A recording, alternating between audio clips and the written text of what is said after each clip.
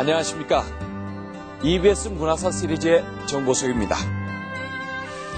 지난 1994년 이곳 국립현대미술관에서는 아주 특별한 전시회가 열렸습니다. 바로 민중미술 15년전이라는 이름의 기획전이었는데요. 이 전시회는 우리 미술사에서 굉장히 중요한 의미를 갖습니다. 80년대 순수하지 못한 미술이라는 논란 속에 많은 작가들이 구속되고 또 작품이 압수되기도 했던 민중미술이 한국 화단의 최고 권위로 상징되는 국립미술관에 당당히 전시됐기 때문입니다. 그것은 민중미술이 누구도 부인할 수 없는 한국 미술의 한 페이지를 차지하게 됐음을 의미하는 것이었습니다. 하지만 어려운 그림, 관념적인 그림을 거부하고 우리의 현실, 민중들의 아픔을 그리려고 노력했던 화가들의 노력이 결실을 맺기까지는 수많은 편견과 오해, 그리고 고통이 있었습니다.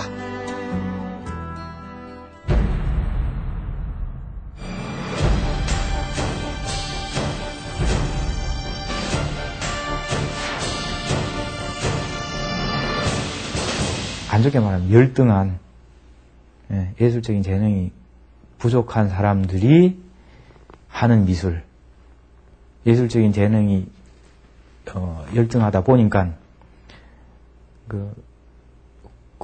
뭡니까 이렇게 감동을 감흥이나 감동을 자아낼 수 없고 그러다 보니까 주목을 받지 못하고 그래서 미술 외적인 어떤 요소들 이야기를 끌어들여서 다시 말해서 정치적인 어떤 이슈를 건드림으로써 주목받고 뭔가를 이렇게 기세를 차리려고 하는 그런 한마디로 예술가들이 아니라는 거죠. 우리 민중미술이라는 용어도 1980년대 중반에 한참 그 독재 정권이 정말 천지무서운 줄 모르고 횡행할 때 그때 관 주변에서 나온 그런 용어입니다.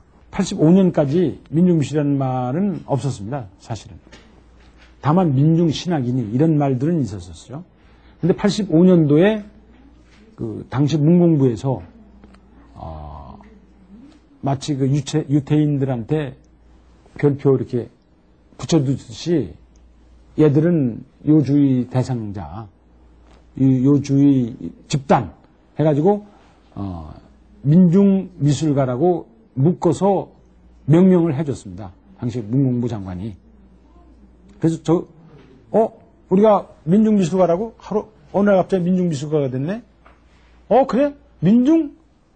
우리가 원하는 바야. 좋았어. 그럼 우리 그 용어를 우리가 공식적으로 받아 쓰겠다. 그래서 저희들이 스스로 민중미술가라고 이제 달고 다녔어. 그리고 사회적으로 우리가 그걸 선전하지 않아도 다 이제 민중미술가로 다 신문이나 잡지 이런 데서 다 써줬죠. 불러줬죠. 7, 80년대는 민주화에 대한 열망과 함께 노동운동, 통일운동, 문화운동 등이 활발하게 전개됐던 때입니다. 그 과정에서 현실주의 미술에 민중미술이라는 이름이 붙여지자 민중미술을 단순히 민주화의 흐름 속에서 생겨난 산물로 생각하는 경우도 있었습니다. 그러나 새로운 미술을 꿈꿨던 젊은 화가들이 아니었다면 민중미술은 없었을지 모릅니다. 추상적이고 이해하기 어려운 그림만을 최고의 예술로 인정하는 당시의 미술계 분위기 속에서 규격적인 화가를 길러내는 획일화된 미술 교육에 깊이 회의한 젊은 작가들. 그들은 다른 그림을 그리고 싶었습니다.